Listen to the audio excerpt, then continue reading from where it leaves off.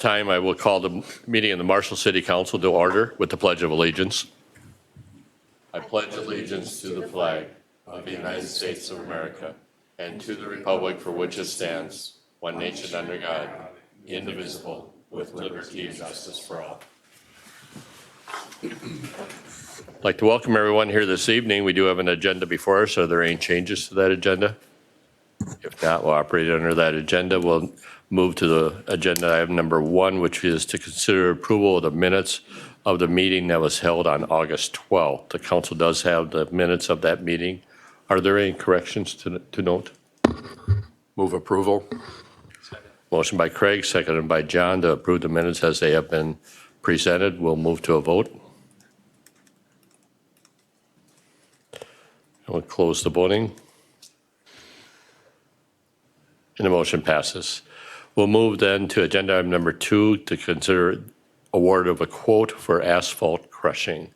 I'll call on Jason Anderson, City Engineer, Director of Public Works. Thank you, Mayor. At our street department shop location, we've got a pile of salvaged asphalt materials where we do street work.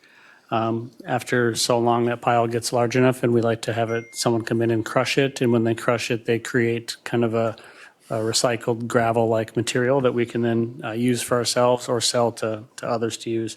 We received one proposal for crushing from Rogie Excavating of Ghent in the amount of $5.95 per ton. The work would be completed by the end of November, and we've got $40,000 in the budget for this work. We would crush up until we reach that budget amount. Questions for Jason? If not, you have the recommendation. I move approving the award to Rogie Excavating for the asphalt crushing. Motion by Craig. Is there a second? Second. Seconded by C. Discussion? If there's no discussion, we'll move to a vote. We'll close the voting. And the motion does pass. We'll move then to the consent agenda. We'll bring the items on the screen for the consent agenda, and they include consider resolutions declaring the cost to be assessed in order in preparation and calling for the public hearing on the proposed assessments for the unpaid services for ice, snow, and weed elimination. Also, fire calls are included in that also. Consider the approval to declare the 1994 Pierce Arrow apparatus and nozzles as surplus. Consider the request of Southwest Minnesota State University for the homecoming parade. That's Saturday, October 11, 2025. Vacation of a right-of-way on 500 Pleasant Street and a portion of the northwest right-of-way at Lot 6, Block 2, Eastman's Addition. So the receipt of the petition and the vacation and calling for the public hearing. The introduction of the ordinance repealing and replacing Division 86-6-2 signs and amending the Section 86-1 definitions. Consider the approval of a temporary liquor license for the Taste of Marshall, and consider the approval of the bills and the project payments. Is there any item on the consent agenda any member wants removed for separate discussion? Make a motion to approve the consent agenda. Second. Motion by Amanda, seconded by Jim. Discussion? If not, we'll move to a vote.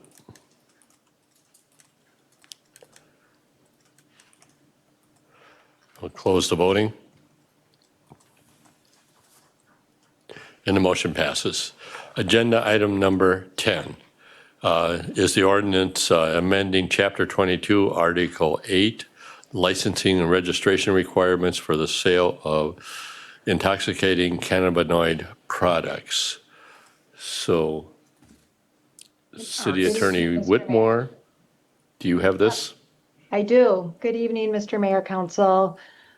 This is in front of you just arising out of some process changes from the Office of Cannabis Management and how we initially drafted our ordinance based on what we thought would be the process and what the Office of Cannabis Management has set forth the process for initially. They have changed the way that they are doing some of their licensing in that they are providing preliminary approvals, but they're withholding final approvals until after applicants are work with the local jurisdictions on zoning and, if applicable, building and fire codes. The way our ordinance reads, for an applicant to provide the information necessary for the application, we had initially had a copy of an active license. Well, that would be impossible to do if they're not going to actually issue the license until after they work with us. So we just added in language that we could accept written notice of preliminary approval from the office. So that's the first proposed change that the council will see in front of them. The other clarification is related to with the number of licenses and what counts against them, for lack of a better word. So the licenses restriction that we have, the legislature has made it clear that those medical cannabis businesses that are also selling for retail, so they're called combination businesses, they can register with the city. We can require them to register so we know where they're operating. However, they don't count towards our number total for retail sales. And that also applies to any cannabis business that is being operated by a tribe that's issued pursuant to their tribal compacts that the tribe has with the state. So this is something that we did go through LNO with, and staff is recommending that council accepts these changes. I'm available for any questions. Okay, thank you, Pam. Stephen, do you have anything you wanted to add? Not at this time, unless there's Okay. some questions. Any input from the Legislative and Ordinance Committee? It was fully supported by LNO. It was explained to us, just as Pam explained it there. The state is telling us what we can and can't do, so. Right. Okay, any questions the council has? If not, is there a motion for the amendment? I'll make the motion. Motion by Jim. Is there a second? Second. Seconded by C. Discussion? If there's no discussion, we'll move to a vote.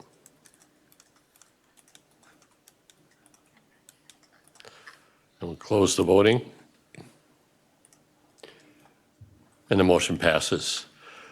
Agenda item number 11, the C Street Southview Drive Trail Project. We have a resolution that would authorize the execution of the MnDOT grant agreement. I'll call it once again on Jason Anderson. Thank you, Mayor.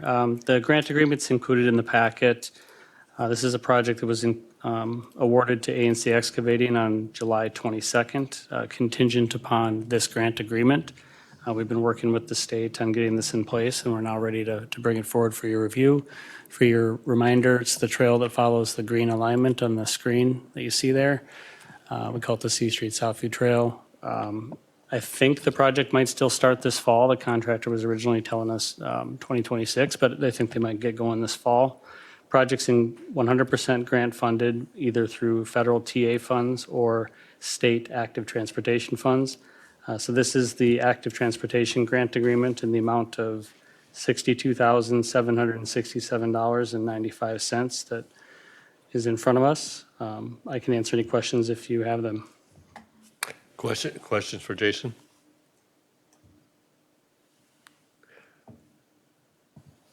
I move approval.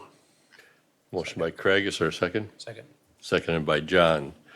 Discussion, the discussion item would be that I would need to abstain because I chair the MnDOT ATP committee. That's where the Transportation Alternative Fund came from, and then I'm also on the State Active Transportation Committee, which provided the other 20%. So I'm kind of on both sides of that funding, so I need to abstain. Any other discussion? If not, we'll move to a vote.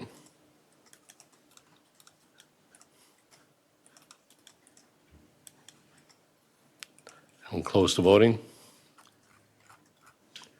And the motion does pass. We're going to note the abstention. I'll note that there was an abstention. There still is. We'll move then to Commission Board Liaison Reports. Craig, let's start with you. I have none, thank you. I also have none. Amanda. Planning Commission met last week. We discussed the sign ordinance that we just introduced in the consent agenda. We'll talk more about that at the next meeting. And then EDA met and we started talking about reviewing our strategic plan and the updates and changes we want to make and how we're going to do that. Mine have not met. John? EDA's been announced, so. See. DEI met and we spent the majority of the time reviewing our DEI strategic plan, what goals we've met and what we haven't. So we will continue that conversation at our next commission meeting. And Jim? MMU met last week. They did a bond sale and they received the bond. I believe it was I had it written down on another piece of paper for our budget meeting, but I got thrown away. I believe it was 3.81%, so they got a really good interest rate. It's for the generator. We're replacing our generator. Between the bond rating and the money they're getting from MRES, that is not going to affect our rates, so it's a really good project for Marshall and for MMU. Hired a new MMU general manager. Pete Weifels, I believe is his name. I have not met him. Dave Shelkoff's last day is Friday, correct? Correct. We wish him the best of luck on his endeavors. He said he's going to spend a lot of time with grandchildren. Jealous of him, good for him. That is on my future agenda too here. So and that's what I have for my MMU. Other than that, I have nothing else. So Okay, we'll move then to council member individual items. Jim, we'll start with you again. I got a couple of them. This morning I was driving around and we have these push button things that when they flash, cars are supposed to stop. I stopped and then I watched these two cars driving down College Drive and they drove through them. Which at that point I proceeded to call Chief Marshall because I have his number. And I encouraged him, if he sees people do it, to ticket them. You know, folks, school starts, we need to stop for those flashing lights. That's why we put them in.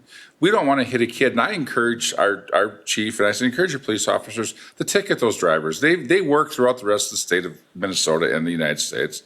Those are meant for safety, for our students, for our walkers, for our children, and they flash very brightly. So I was kind of torqued off when I called them. So if you call me because you got a ticket about that complaining, I'm not going to feel bad for you. It's like stop arms on buses, guys. These are life safety issues for our kids. School opens up next week, stop. And then the other thing that I wanted to bring up is we're talking about budget, and I know that people approach us as city council members, for those of you listening out there. Talk to us about what you want to see in the upcoming budget for the city of Marshall. We're working on it now.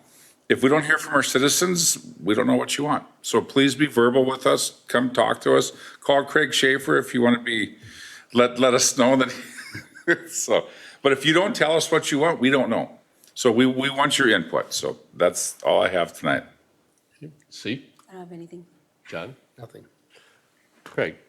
I only have one thing, and, call me, like Jim said, and then if you have any questions about sheetrocking or anything like that, give Jim a call, and he'll make sure that you don't mud and tape with applesauce. Amanda? I don't have anything. Amanda? Nothing. Kind of a serious note, of course, since we last met, we went through two kind of extreme storm events, the windstorm event as well as the water event that happened. Wind was on the 16th and the extreme rain again on August 18th. So, a lot of the same areas that were impacted again, and certainly we credit our street department, our wastewater department, our parks department, a lot of extra time, a lot of extra cleanup, and a lot of neighbors helping neighbors. So that was also good to see. But nonetheless, it did impact real people in real neighborhoods, and that impacts our community. Sounds of Summer was this past weekend, and congratulations to everyone that was involved in that event. With that, we'll move on then to the next agenda item, which is staff reports. Sharon? Yeah, just two quick items. Because I help out with community services, I do want to talk about a connection with adult basic education. Actually, Councilmember Simu Leski did receive a leadership award recently from the Literacy Action Network. It's a group of individuals similar to her position, her peers, and leaders across the state. So it was credited to her and her work in assisting others in our diverse communities with language, but also in other areas in her community. She's helps out at SMSU. Her It Begins With Us conference, which really was started by Councilmember Mulaleski, and just, the many different things that she does day in and day out to promote better language skills for our adults in our community. So I just wanted to mention that. We did pass this along to the newspaper and hoping it gets a little coverage for C. So congratulations. Congratulations. Awesome. One other thing I'll mention too, I did get a tour of the YMCA from Councilmember Schwartz this past week. Actually, it was last Friday. And they've gotten some new equipment in there. We talked a little bit about the indoor playground, which will hopefully be implemented here in the second week in September. But they've done some really nice improvements. The city will eventually connect with their new director because we do want to see partnership. And I know we've been talking about that for a long time, but hopefully we do maybe make some progress on that. She did show me how to use some of the equipment. I don't really remember, but I'll try. So, yeah. Anyway, that's all I had, Mr. Mayor. Any questions for Sharon? Otherwise, Jason? I'll be brief. Thank everyone for their patience during construction. Some of the rain and weather events have kind of slowed things down a little bit, but the projects are still moving along. Would just add that our chip seal project should begin next week. They're expecting September 3rd and 4th. So if you live on a chip seal street, you can expect to see some sort of notice about no parking for the period of time that the project's going to occur. So look for that next week. Jason, you want to mention the current project on the Camden Regional Trail, the Aldi Trail, as well as the East Main project? Yes, sure. So you probably noticed at A Street and 59, some curb work and sidewalk ramp work. That's the first step of that project. They're also getting those yellow flashing lights. The RRFBs are put in at that location soon.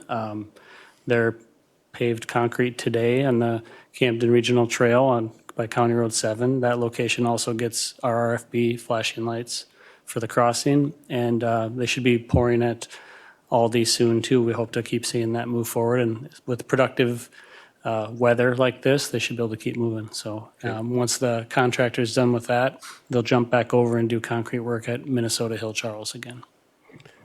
Questions for Jason? Okay. Pam? Yeah, so I just wanted to give the council an update on all the various matters involving Broadmoor Valley. So with respect to the matter that we are involved in, which is being defended by LMCIT, Jason Kabushek, that is in somewhat of a holding pattern. They are having a scheduling conference in December of this year. So right now, Jason and Mr. Reich, who is Mr. Shearhold's attorney, is working on the scheduling conference for that. So just so you know, that's where it's at. I have emailed Mr. Reich on the administrative action. As you likely recall, the city a few years back had abated specific units, and that had gotten put on hold while there was a pending bankruptcy. With the lifting of that bankruptcy, we're now trying to get back in there and see if those units are even still there, if there is any additional action that needs to happen on that administrative matter that the court had put on the administrative docket. So those are what the city's involved in. With respect to the matters that the Attorney General and then the separate matter of Minnesota Housing, those have both recently had their separate actions, but they both recently have had hearings that have been conducted on them. The AG1 had a hearing on June 27th, which the court currently has under advisement. Those are for motions on the pleadings and a motion for a new trial. If, depending on how the court rules on that, matter could continue and go well into 2026. The Minnesota housing matter also had motions on the pleadings and also a request by Minnesota Housing for an injunction with respect to the park closing. That hearing happened on July 11th. The court has 90 days to rule on that, and it's under advisement right now. So that court order will be coming in likely right at the end of the year, but before the actual date of notice closing. I'm certainly open for questions on those. I don't know how much additional information I'd be willing to, or not willing, but able to provide. Okay, thank you, Pam. Any questions for Pam? If not, we have the remaining items on the agenda, which includes the minutes from the August Planning Commission, our listing of building permits, as well as our listing of upcoming meetings. Is there anything else to come forward at this meeting this evening? If not, is there a motion to adjourn? I'll motion. Second? By Amanda, seconded by Jim. Discussion? If not, we'll move to a vote.